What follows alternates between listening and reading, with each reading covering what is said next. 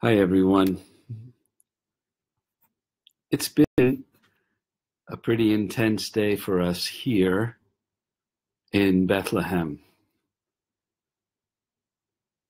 We had a wonderful visit this morning with Ibrahim Isa at the Hope Flower School. 350 kids, plus trainings for teachers all over Palestine and Israel, working with special ed kids from the age 2 on up, teaching a narrative of peace. 80% of the students are from refugee families, and many of them have had trauma as children.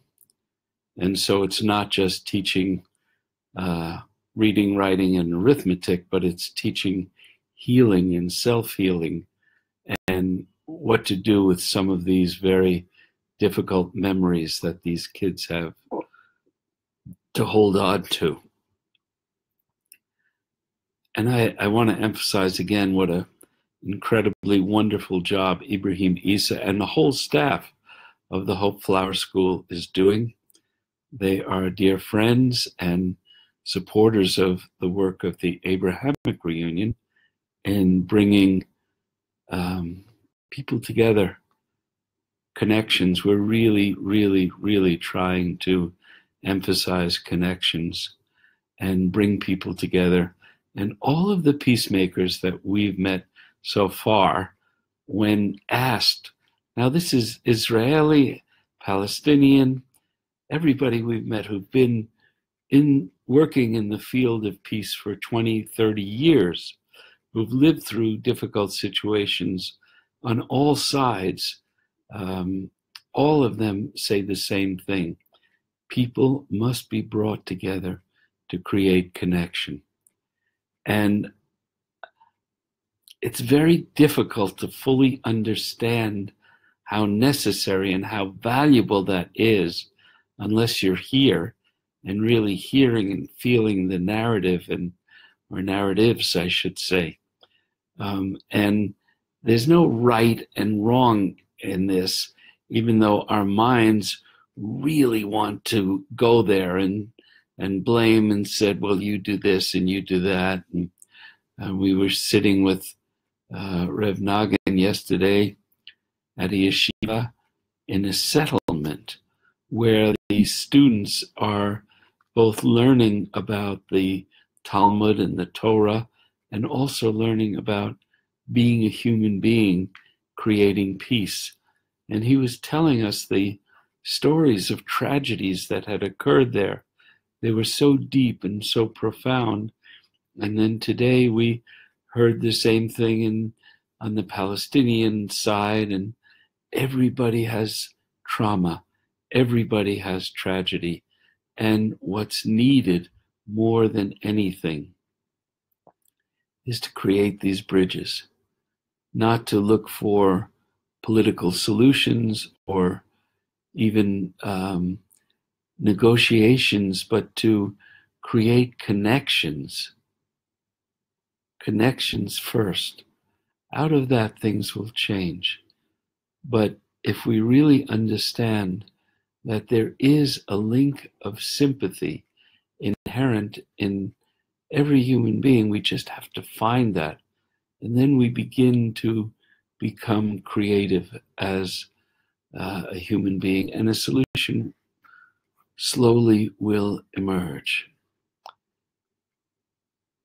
We also went today to a Palestinian refugee camp in Bethlehem, and that was very difficult and emotional. And again, you hear every narrative under the sun, and we are being asked to find commonality between people, not what separates people. There's plenty of that.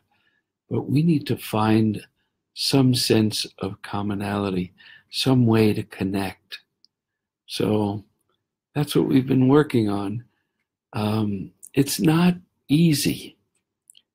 It's not easy for those of us who are here. It's not easy, certainly, for people on the ground, people who basically all want to live a life, a normal life. And yet there's so many obstacles on all sides to that. And the mind says, well, can't this happen? Can't that happen? And so many solutions come up in the mind, but they're not real. They're not real.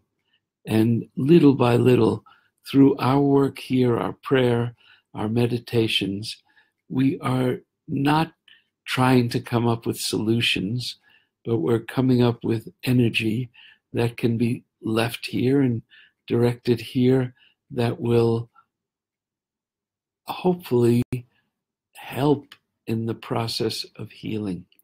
It's not a 2-week process. It will take time. It does take time. But if we give this up, if we don't do what we're doing, maybe someone else will, maybe they won't. I don't know. But I know that those of us here feel truly called to be bridges of understanding and spiritual direction and power towards a peace. A solution will come.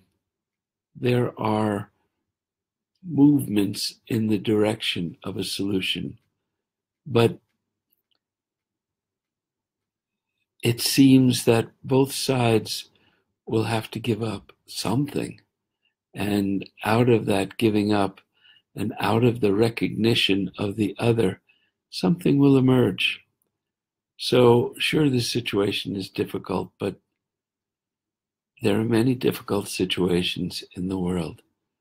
And what we ask for really are your good thoughts and your prayers and understanding that we're really trying to create understanding. So let me ask Anna if she wants to say anything. And I'm going to pass this over to you. Just look at the green light. Hi, everybody. Look at the green light. I don't see the green light. Oh, let's see the computer. Yeah, on the top of the screen. Got it. Okay. Yes, as Shahabrin just explained, we had a very intense